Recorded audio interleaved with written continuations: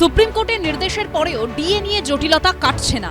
রাজ্য সরকার সময়সীমাটা বাড়াতে চেয়েছে 31শে ডিসেম্বর 2026 অবধি তারা রাজ্য সরকারের তরফ থেকে সময় চাওয়া হয়েছে। দ্বিতীয় বিষয়টা যেটা রাজ্য সরকার দেখিয়েছে, তাদের প্রচুর এক্সপেন্ডিচার আছে এবং যারা স্টাফ আছে তাদের ফাইল থেকে সমস্ত কিছু থেকে তাদের এই ডকুমেন্টসগুলো কালেক্ট করতে হবে ফর ক্যালকুলেশনস। আর দ্বিতীয় কথা হচ্ছে হলো সামনে ইলেকশন রয়েছে, সেই জন্য রাজ্য সরকারের এখন হিউজ বাজেটারি একটা ব্যাপার আছে। আর এই সময় অনেক কিছু তাদের এই জুন মাস পর্যন্ত খরচের বিষয় আছে, সেই জন্য তারা এই সময়সীমাটা বাড়াতে চেয়েছে। 5ই ফেব্রুয়ারি ডিএ মামলার রায় সুপ্রিম কোর্ট নির্দেশ দেয় 2008 থেকে 2019 পর্যন্ত রাজ্য সরকারি কর্মীদের বকেয়া ডিএর 25% অবিলম্বে মেটাতে হবে। পাশাপাশি অবসরপ্রাপ্ত বিচারপতির নেতৃত্বে 4 সদস্যের কমিটি গঠন করে দেয় সুপ্রিম কোর্ট। জানানো হয় 25% বকেয়া ডিএ মেটানোর পর বাকি টাকা কখন কিভাবে দেওয়া হবে তা ঠিক করবে ওই কমিটি। নির্দেশিকায় আরও বলা হয় 31শে মার্চের মধ্যে বাকি বকেয়া টাকার প্রথম কিস্তি দিয়ে দিতে হবে। কিন্তু তারপরও বকেয়া ডিএ নিয়ে কোনো পদক্ষেপ তো দূর, এবার উল্টে সুপ্রিম কোর্টের দ্বারস্থ হলো রাজ্য সরকার। 31শে মার্চের জায়গায় ওই সময়সীমা 31শে ডিসেম্বর পর্যন্ত বাড়ানোর আর্জি জানিয়েছে রাজ্য সরকার। পাল্টা ক্যাভিয়েট দাখিল করেছে সংগ্রামী যৌথ মঞ্চ।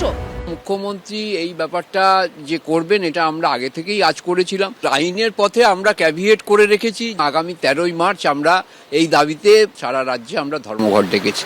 উনি বেকার ভাতা দিচ্ছে আর কর্মচারীদের মহার্ঘ ভাতা যেটা নিয়ে সুপ্রিম কোর্ট অর্ডার দিয়েছে সেটাকে উনি ক্রমশ পিছিয়ে দিচ্ছেন। এই যে ওনার ক্যালকুলেশন ভোটের অঙ্ক মাথায় রেখে আবার নিজেই নির্লজ্জের মতো বলছে যে না আমি এসব ভোটের কথা মাথায় রেখে এসব ভাতা দিই না, তাহলে আজকে থেকে কেন দিচ্ছেন? আজকে থেকে বেকার ভাতাটা কেন দিচ্ছেন? উনি আসলে কর্মচারীদের শিক্ষকদের ঘৃণা করেন, ওনার সেই মেধা নেই বলে, এবং চোর ডাকাত, ডাকাতের সর্দার, কুকুর বেড়াল এইসবও উনি বলেছেন।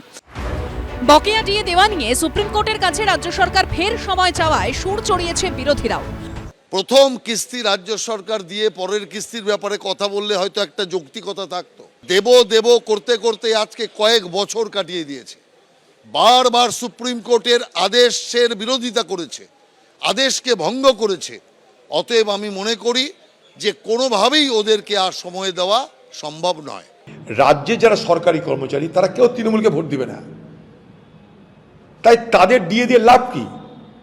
ডিএ দিয়ে লাভ কোথায়? যেখানে ভোট পাওয়া যাবে। ডিএর যে টাকাটা, সেই টাকাটা যুবসাথীতে খরচা করলে আমার ভোট পাবো, তাই যুবসাথীতে খরচা করো।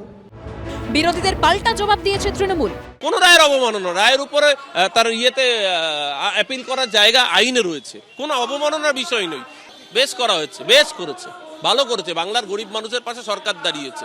ডিএর টাকা দেওয়া হচ্ছে না একবারও বলেনি। এই বাজেটও 3%, 4% ডিএ দিয়েছে রাজ্য সরকার। গরিব মানুষের টাকা পেলে গাত্রদাহ। কিন্তু রাজ্য সরকারের আর্জিতে কি সাড়া দেবে সর্বোচ্চ আদালত? জজ সাহেবরা জাজমেন্টটা সই করে দিচ্ছেন, তারপর একমাত্র ক্লেরিক্যাল বা নিউমেরিক্যাল মিস্টেক ছাড়া আর সেই জাজমেন্টে তারা সংশোধন করতে পারেন না। এখন ধরুন যে এখানে যে 6 তারিখের মধ্যে একটা করতে বলেছে, 31শে মার্চের মধ্যে একটা কিছু করতে বলেছে, এই যে তারিখগুলো জাজমেন্টের অংশ, এগুলো পাল্টানো মানে জাজমেন্টটা পাল্টানো, এটা পাল্টাতে পারে না। এই ব্যাপারে সুপ্রিম কোর্টের অনেক জাজমেন্ট আছে। যারা মামলা করেছিলেন তারা যদি সুপ্রিম কোর্টে এই ব্যাপারগুলো বলতে পারেন তাহলে একদম পত্রপাঠ যাকে বলে মামলা খারিজ হয়ে যাবে। সব মিলিয়ে রাজ্যে ডিএ দোলাচল থামার কোনো লক্ষণই দেখা যাচ্ছে না। ঐশী মুখোপাধ্যায়, ময়ূর ঠাকুর চক্রবর্তী ও শিবাশিস মৌলিকের রিপোর্ট, এবিপি আনন্দ। এবিপি আনন্দ, এগিয়ে থাকে, এগিয়ে রাখে।